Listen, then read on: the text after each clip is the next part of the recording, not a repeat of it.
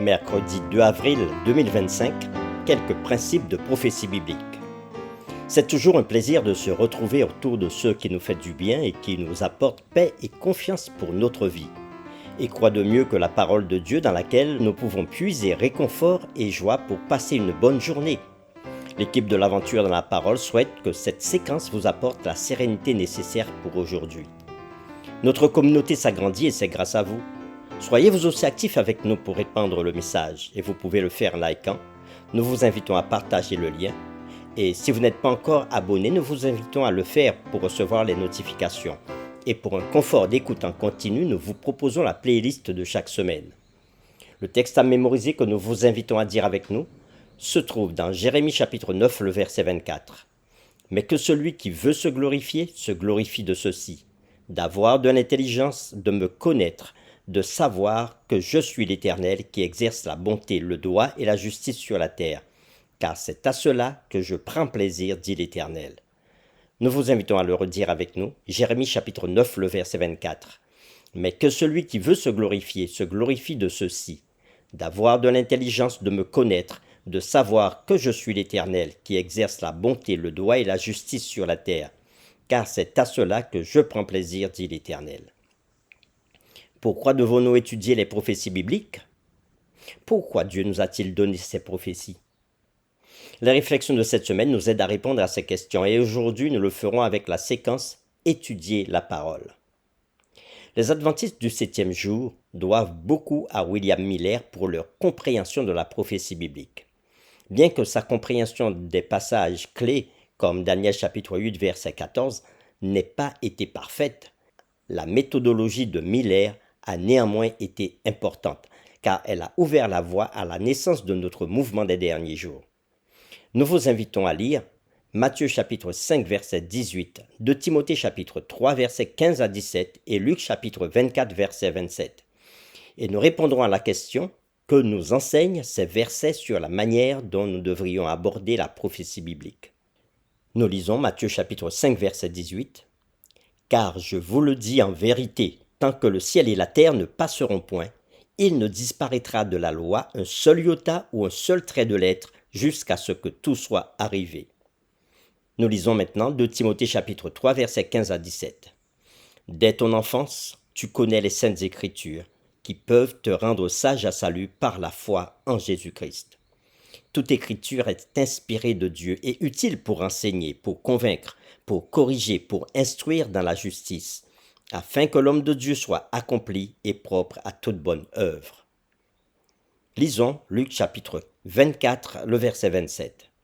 Et commençant par Moïse et tous les prophètes, il leur expliqua dans toutes les Écritures ce qui le concernait.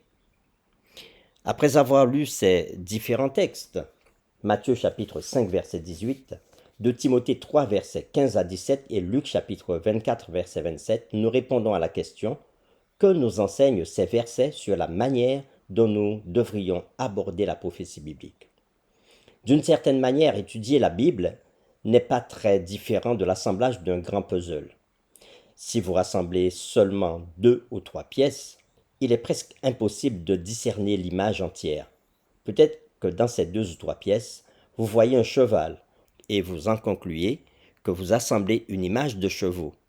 Mais quelques pièces de plus révèlent une poule et une vache. Puis, une fois que vous avez assemblé des centaines de pièces, vous pouvez enfin voir que vous travaillez sur une image de paysage comprenant une ville, une ferme et une chaîne de montagnes au loin.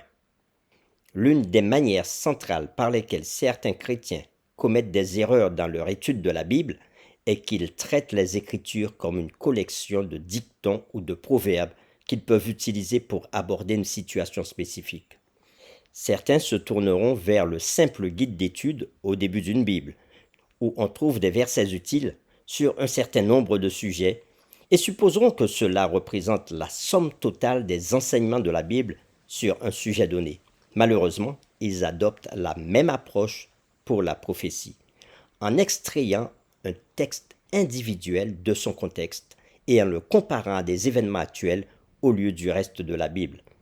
Cela a en partie conduit au flux constant de livres modernes sur la prophétie qui doivent être mises à jour régulièrement parce qu'ils se sont trompés sur ce qui allait se passer, à savoir le temps et les événements qui allaient se produire.